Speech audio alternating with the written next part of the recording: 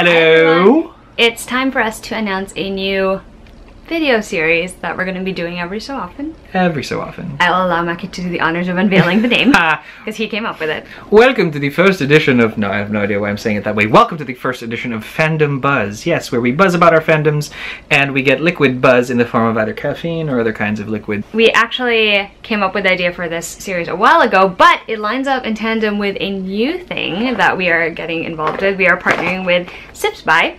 Ta-da! They are a monthly subscription box that curates teas based on your personal taste. So this is the first box we have ever gotten from them. If you want to get a box of your own, we actually have a code for that. It's going to be down in the description bar. So their box is actually very tiny and compact. It has a very cute heart design there with tea leaves too in the middle. It's like heart and tea leaves. Oh, that's great. So hearts, tea leaves, hearts, tea leaves. So we're going to open the box. Alright, this is what it looks like when you open it up. It's a nice little cover there. And it has the list of whatever's in your box on the back. For May, I suppose. So let's you want to read through? Okay, do you want to read it? And then I'll pull these things up. Awesome. So alright, so I have... So what do you have first? This is a Kombucha blend. Yes. Sips by Buddha Teas. It's about a bag. It's caffeine free, so obviously that's not going to be our buzz of the day today, because we do need caffeine to get through the rest of pretty much the day. Drink in the essence of tranquility. This caffeine-free blend features sustainably harvested pure herbs that help reduce stress and create. Does these come in intravenous? This sounds like a bedtime tea for me. That is true. Their packaging is very cute too. So this is going to be. I'm sure it comes in an actual tea bag, so it's not loose leaf tea. This is actual tea. Very cute. So how many sachets? There are 1, 2, 3, 4. It comes with, wow, that's a lot. That is quite a lot. There's 4 of that one. Okay, what do you have next? And I will pull it out. Okay, so we have organic jasmine green tea. Oh, what's interesting is they actually have instructions on how to steep. So 1 bag for 8 ounces of water for the Kombucha blend. 222 degrees Fahrenheit, steep for 3 to 6 minutes. The organic jasmine tea steeps for 2 minutes at 175. Found it. And you can re-steep it twice. Oh, interesting. Nice. And this is loose leaf, and it's 2 tablespoons. 2 teaspoons per 8 ounces of water. Guys, I love jasmine tea, by the way. Low caffeine, organic fair trade Chinese green teas infused with the aroma of night blooming jasmine flowers. Enjoy this aromatic, uplifting floral delight any time of the day. I love jasmine tea, so I'm very excited about this. Interestingly enough, there are... Also, it smells like amazing. Like, the plastic isn't even open, you can smell it. And there are actually codes to get discounts off from of these each teas. of these different tea places. Moving on to green passion fruit, which I'm very interested in. Green passion fruit, gotcha. Alright. Pineapple green tea. Loose leaf, I think. Is it? Okay. Pineapple green tea, black currants, cornflower petals, calendula petals, safflower's natural passion fruit flavoring. Oh, I think you would like that one. I think this is what I like. It's low caffeine though, which just means I have to drink a lot of it. Ooh, you can drink it as iced tea. Very cool. How cool. 1 teaspoon per 8 ounces of water. So I think this is loose leaf as well. Yes, also I can feel it. And Alexa has a steeper, so oh, we do. And last but certainly not least, this is the one I'm actually most Ceylon? Is that how you pronounce that? Yes, Mango I think Ceylon, the jasmine pearl. 1 teaspoon per 8 ounces of water. This looks like this is the one one as well. High caffeine. That attracts me very much. Newly launched a blend for the jasmine pearl pairs smooth, brisk Sri Lankan black tea with hints of juicy mango. Perfect for a cold. You can also brew this as iced tea on a hot summer day. How cool! There's also other things in this box. So, it actually tells you how to make a mango Ceylon sangria. Interesting. Which I think Mike would be a fan of. You also have a gift card in this one. Ooh, $10 which to is cash. Cool. And another one for wine, which is also cool. There's something in a bag. Hold on. I wonder what that is. What this is. Oh, that's so useful. It's tea bags. It's tea bags. Oh, Isn't I love that. That cute? makes it so convenient, because if you don't have like a steeper or whatever, you don't have the proper equipment you need already on hand. Like, they give you the tea bag so you can put the tea. That's a very thoughtful thing to add to this box. So yeah, that's what's in this box. So yeah, obviously this is the first time we've unboxed this thing. Which one am I brewing today? I believe we are going to. I wanna go for the passion fruit one, because frankly that is my jam. Passion fruit. This one. Yeah, and so I'm gonna go for the mango salmon. Once we have all of our... not the mango salmon. I don't know. I can't decide. These are all like teas that I think I will like. So we're buzzing already. We're not even talking about our fandoms yet. Yes, unless tea gets me very excited. Unless we actually admit that we are fans of tea. Yes, I am we do a tea fan. I have a low-key tea fandom. Very low-key. I don't really talk about tea. I am a high-key tea fan. This is high-level tea fan right there. And for us to explore this. High-key enough to have preferences. Basically. Alright, I'm gonna go make tea and we'll be right back. Alright, we're back with tea that has now been steeped for a couple of minutes. Yes, we are. I went with the Buddha blend one. I can't remember actually what the tea itself is called. So you went with... The calm Buddha blend. Is it calming? Yes, it is actually. Very much so. I had specifically asked for green passion fruit, and my goodness, it is, I think, my favorite tea now. They all smell delightful, They smell wonderful. They all smell wonderful. This would be great as iced tea as well. Yes. Like I have found my new favorite tea. Fun fact, the bags that we showed you, the tea bags, they're actually reusable. So that's pretty cool. And also, you can rate the tea on SipSpy, and you can actually reorder it again if you want to. That is amazing. So fun times. This afternoon's buzz brought to you by SipSpy. When I originally told Mackie that maybe we should do this first video, I suggested that since it's been some time, and I don't think we've ever actually formally done this, we could talk about ourselves and our fandoms. Pretty much, yeah. I mean, you know, for those of you who've been following along the channel, it's been a while. This is a great way to sort of, again, be a buzz. It's like an introduction, but not really. Yeah, it's about be a buzz about our fandoms and sort of just spill the tea on that. Who would like to start? Well, you can give me a category and I will happily throw in a fandom. I'll throw my hat in the fandom ring. That's fair. I vote we start with video games because I don't have that many. That's true. Okay, fine. You have a bunch, but I don't have that many. So kind of growing up, like what were your like most foundational video games? Most foundational video games. There are only 3 that when I was growing up, those were the games that I played like start to finish, enjoyed myself. First one is Crash Bandicoot and all the variants of Crash Bandicoot. I grew up playing Crash Bandicoot like every day, like every single day. Ever since we got it, I would play it and I was obsessed. I love that game. I used to play it with my sisters. I also grew up playing this game called Tomba. And I don't know how many people are familiar with it because every time I bring it, I feel like no one knows what I'm talking about. Well, very similar gameplay to Crash Bandicoot, but instead of it having linear stages, you're exploring worlds. So you don't actually, like in Crash Bandicoot for the most part, there's like numbers, so you're like 1, 2, 3, 4, 5.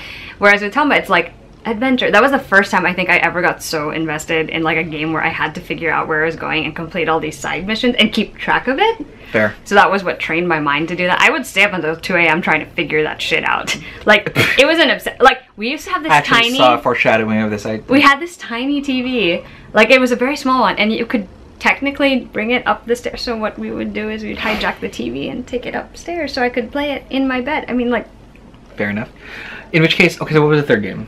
Oh, Super Mario. Super Mario, especially on the Game Boy, is what I grew up playing. And until now, it is one of, like, it's not the variant, like the other spin-off games, like, not Smash Brothers, not Mario Kart, Super Mario Brothers. That's what I am referring to. Awesome. In which case, now you are playing... Oh, now I play Kingdom Hearts. It's funny, because Mackie is the one who actually introduced me to Kingdom Hearts, because his brother is the one who plays Kingdom Hearts. He was the one who introduced it to me back in college, because I never played Final Fantasy. I've never done that. So Kingdom Hearts was something I came into in, I think, around 2007, 2008, and then I blasted my way through the first 2, you know, casually, as you do. Because it's a game that basically combines Final Fantasy characters with Disney characters and gives them a whole new story to embark on, basically. Yeah, at which point Alexa and I were sort of sharing fans, and it wouldn't be cool if Tokyo Disneyland actually had all of the magic things and everything there. But underneath it, like if you go underneath Tokyo Disneyland, wouldn't it be cool if there were like, if it was Kingdom Hearts theme and you could like travel between, like this is the Snow White area and this is the Little Mermaid area. Flipping amazing. And underneath there would be like little kind of monorails in the shape of gummy ships. Like that was just me. I would like cry if that ever happened. Like if they ever came up with like a Kingdom Hearts land, I'd be like, that'd be amazing. And of course, why not in Japan? Are we counting computer games also? Because there is one that I do play. I haven't played it in in a year or 2, but I used to play it very religiously. Nancy Drew. Nancy Drew. First of all, I was a Nancy Drew book fan. So playing the games was not something that actually happened for me until I moved here in 2010. And it was my friend Pam who introduced me to those games. And she and I would obsessively play them together. Like, we were like the kind of people, like, we went on a road trip. Not even a road trip. We went on a bus trip down to DC, and we were just carrying backpacks, but we insisted on bringing the laptop so we could play Nancy Drew on the bus while we were headed down there. And this is not some lightweight laptop, I'm telling you, it's like a clunker. So we were just like lugging it around Philly for our day trip, lugging it to DC because we were really dedicated to playing this game. The other 2 video games I'm going to mention are games that you and I played together, actually, or have played in tandem. We have Pokemon. we played Let's Go Eevee and Let's Go Pikachu. On the Switch, yes. On the Switch, Let's Go Eevee, Let's Go Pikachu. Still mad because he started after me and he beat me to the end. Well, it's only because you're competitive. I am competitive. Very competitive. It's basically like every other Pokemon game. You have a Pokemon, grow your relationship and train the Pokemon, compete at gyms, also collect all the Pokemon. And the other game is something we actually play with my sisters, and it's Overcooked, which I love. Also a game on the Switch where you so play obsessed. a bunch of cooks that you have to sort of beat time and serve all of the dishes that are being ordered in a certain amount of time and whatever. And Mackie finally experienced what it's like to play with the three of us because we're star obsessed, so we're like, can't leave a stage until we hit 3 stars. We can't leave it. And it's really hard. And all they do is yell most of the time. Yes, so but he derives his entertainment from hearing all of us yell stupid shit at each other. It's kind of just funny. What video games do? Well, my pivotal video games, and I just want to give a quick shout out. As a kid, I want to give a quick shout out because a lot of people started out with a console that was the Nintendo like entertainment system, like the NES. Oh, NES! I never had that. Or the Super Nintendo, which was kind of the purple, which I never had either. Sort of growing up. So the first ever kind of console that my brother and I ever got was the Sega Genesis. We had that. There you go. So, Tiny Toons. Yeah, so yeah, Tiny Toons definitely a game. You know, The Lion King was my favorite one. I don't think I've ever gotten to play it was so good. It's Lion King and Aladdin, and The Little Mermaid actually. So quick shout out to Sega Genesis. I mean, you got Street Fighter, you got Mortal Kombat on there, so that's Mortal Kombat. Oh my god! 1 and 2 and and 3, I think, was on the Genesis. So yes, I was a serious gamer-ish. I really can't say, by the way. Side and note, I want to say, Kombat. Literally, when I play games like that, it's like press all the buttons. I don't know what anything does, but I will win. That's me. I, on the other hand, I went through a Mortal Kombat phase. Not like a full-on one? Like a full-on one, like I would memorize, memorize fatalities. I would memorize that kind of wow. thing. It was Mortal Kombat 2 that I actually did that thing, but only because that was the time that the movies came out. Now the second one was crap, but the first one was really, really good. It was the 90s, man. That was awesome. It was really great. It was really great. And then the cartoons came out, and it was really cool. The Lin Kuei was a huge thing. Yeah. But yeah, those are sort of the pivotal games, and it moved over to the PlayStation. In which case, the first one. In which case, to this day, the PlayStation sort of spawned sort of my favorite sort of games, like which are my top 2 favorite games of all time, are the Persona series and the Resident Evil series, all of which sort of stemmed from PlayStation 1. Fully expected you to mention both. And I played like a ton of everybody goes through like a video game phase, but those are the ones that have stayed with me. Persona has 5 games out. What's your favorite? On just the PlayStation's one. I like all of them because they're just all very, very different. I haven't played enough of the second one because that was sort of like me heading into college and just like life being whatever. Would you play it again, you think? See how you... I have actually all 5 on our right now because they oh, that's right. Because the PlayStation Network does not Network, but the PlayStation Store actually does sell Personas 1 and 2 and 3 and 4.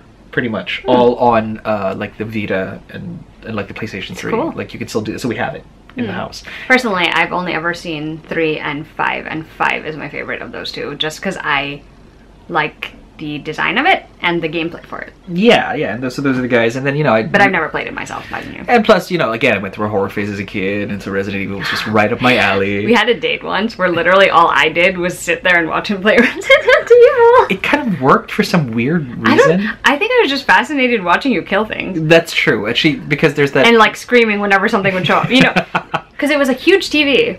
We played it with this huge screen, and like you were never like you would be like, oh. But meanwhile, I'd be like, ah! It was well, bioorganic weapons do tend to come out of the woodwork. It's really creepy. Just the idea of it is very creepy. Right, and so when they redid Resident Evil 2 just recently... Oh, yeah. I am too old. I am too old for this. I haven't finished it. Like, well, no, I did. I finished one leg because they redid Resident Evil 2, yeah, which is lovely. And then the way 2 works is that you can play one scenario, and then you can play another scenario that happens concurrently with the first scenario. Yeah, that's right. You mentioned this. Which will only when you play both will you be led to the true and actual ending. And I'm just like, I'm too old for this. I can't anymore. I just can't. Like, it just or whatever. Or maybe I'm not too old, but I'm just. Factor, right? Definitely. That's the only reason. See, that's the only reason I put myself through that insane amount of stress. But that first part was is really nostalgia, which is like the worst kind of nostalgia because you don't come out of it relaxed. You come out of it kind of just frazzled and fried, and you're like, I survived. It was a very stressful. It was terrible. It was terrible. It's a survival story, so you're basically it's just survival high horror. What do you call it? High adrenaline, high fear. It's just kind of. It's like a high emotional, stressful state. Special mention for myself would be any kind of will be the PlayStation Batman games. Arkham Asylum was the first. Arkham City was the second. Arkham City was the last, and I have not completed the game because there's just like they just lost me towards the end. Again, I think it's a function of just me going, I don't have time for this anymore. There's only so much. There are only so many thugs you can beat up, as Batman, but you get to like be Batman. That's always fun, and you get to play with the downloadable content. You get to play all the other Bat family characters. It's cool, Robin, actually. Yeah. You get to play Robin, Nightwing. Oh yeah, I remember that. When you Batgirl was a new thing. That was gorgeous and super fun. I also want to do a shout out real quick to some of the JRPGs that I have sort of loved. So obviously Final Fantasy 15 in particular. The last Final Fantasy game I had played since 15 was actually 7. That was the first Final Fantasy I ever played, and one of the first and only few like RPGs that I actually finished. So I loved 7. It was ripe for that era to sort of do 7, and they're remaking it now, and I'm definitely playing that because they're redoing it with the same graphics as the graphics of Final Fantasy 15. So I hear.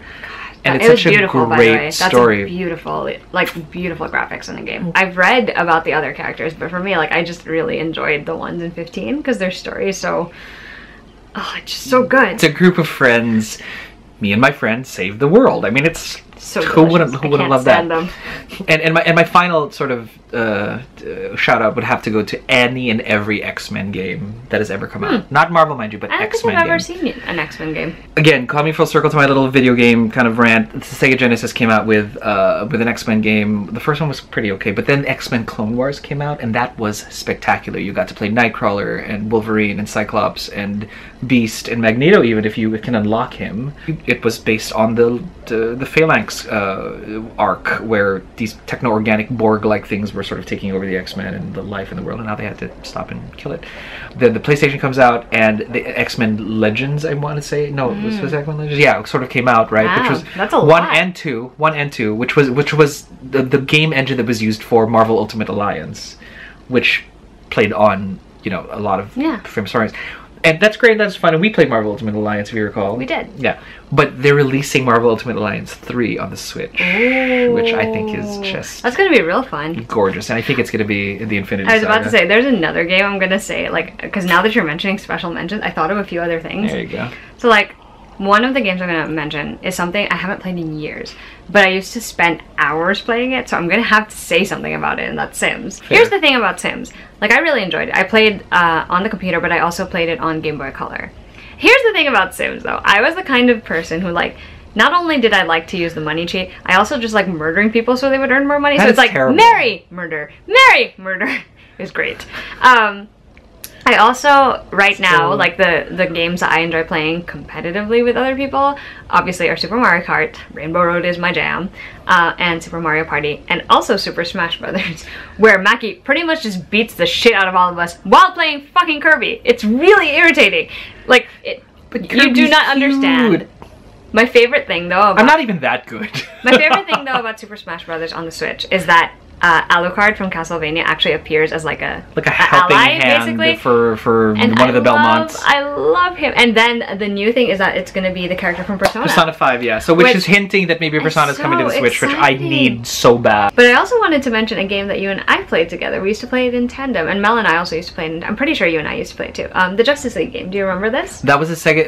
Was that a Sega Genesis? No, it was game? a PlayStation 3, 2. No, 2. PlayStation 2 game called the Justice League. That was fun. Oh my god, we used to play this together because you can play it with 2 characters. You can also do it with 1 Yeah, character, you could. But it's more fun when it's pairs. Yeah, and Alexa always takes anybody that can lift trucks and cars, so, for example, because she's always he the always tank. plays Batman. I always play or Huntress, Superman. right? So that was kind of fun. Like, I basically just want to be the muscle. I don't want to think. I just want to be the muscle. Beat things, yeah. Alexa's always the tank. But yeah, whenever we play any games that involve it's fighting, always the one that is the like most... anything like, what is it, Dynasty Warrior, stuff like that. I Hulk enjoy those because they're Smash. That's literally just basically like her deal. slashing people everywhere. Because that is true. That's the most fun. So that's the tea on our video game fandoms. I didn't realize I was going to have so much to say. I know. Like I said, buzzing on this is fandom buzz. This is what happens when I get like excited about things. This is why I find video games hard, because I have the kind of personality that is addicted to like getting all the stars and winning. So very if I can't rewards do that, based. It's not even accomplishment based. It's rewards based. if I can't do it, like if I can't accomplish it, I will hate the game immediately. Like I'm just like, I don't like you. Or if it's a meandering, what's the game with the ball where you just roll things? Oh, Katamari? Katamari? Yeah, see that game? All you do is like roll things up into bigger and bigger things, and like there's no reward. Well, no immediate reward. Katamari is actually, not to hate on Katamari at all. No hate, by the way. It can be fun for what it is. It's just like, there's no reward though. Like, I don't get points. I don't level up. Like, it's... Sorry. Can you tell that I really like leveling up and being better at things? I do think that the one thing we both can agree on though for video games is that we tend to not prefer shooters, first-person shooters. Like, Yeah. we'll play them, but I've had a couple that I actually The liked. only one- I liked the universally hated Call of Duty, Call of right? The one that's Duty in Infinite space. Warfare Yeah. that puts you in space. I enjoyed that. The only shooter that I play is the Star Wars Battlefront games. That's true. We do have Battlefront. Like, that is literally the only time where you can get me to be like, I'm gonna, because first of all, even with like the guide, I have terrible aim. Like, and I'm also a terrible strategist. So literally, I need someone, like, if I play with my sister Mel, she's pretty good at like the running and shooting, Yeah, ducking and shooting. Meanwhile, I'm just the moron who gets to be bait. You know what I mean? It's like, oh look, a grenade. Oh no, and you know, that's just how. I've gotten that's just how that better. works. Marginally better. Much so, much so. The high scores all around. High scores all Fantastic. around. Oh, shout out to Hercules, which Mackie has on the PS Vita? No, Yeah, we the have it Vita, on the PlayStation, but we also have it on the Vita, I think. Yeah, because you could download. It's like a thing. Anyway, so that rounds up our Fandom Buzz video game edition. And our tea. I actually almost finished mine. We will try the other teas and talk about and buzz about other kinds of fandoms coming soon. So we're going to be talking about books. We're going to talk about movies, TV. They're probably going to end up with their own separate video at the rate we're going. I was like, I don't have that much to talk about, and then proceeds to be like, bleh, fandoms. Yeah, in which case, that is the deal. So, thank you for sticking around, to watch us spill the tea on our formative favorite, and favorites. Video games. By the way, if you guys have suggestions for video games you think we'll like based on what we do like and what we told you guys already, love to hear them. All the way down below, because, yeah, I mean, this is not just a singular media kind of household. Oh, no. We try to consume everything. Books, TV, video games. It's a media consumption quota. Has never been reached. In which case, cheers. Also, don't forget, all of the teas in the video were sponsored by Sips By, and if you want to get a box of your own, there is a code down below, and definitely check them out because it's really interesting. It's really good. You should They try hand it. curate based on what you prefer in teas, which is always really good. For me, I had like a wide variety, and I also knew what Mackie tends to prefer in tea, so I took the test, picked those things out, and so we got, so far, the first two options we tried are pretty great. So they're perfect for us, definitely looking actually. forward to reviewing it again next time. All right, till next time, guys. Bye! Allons-y.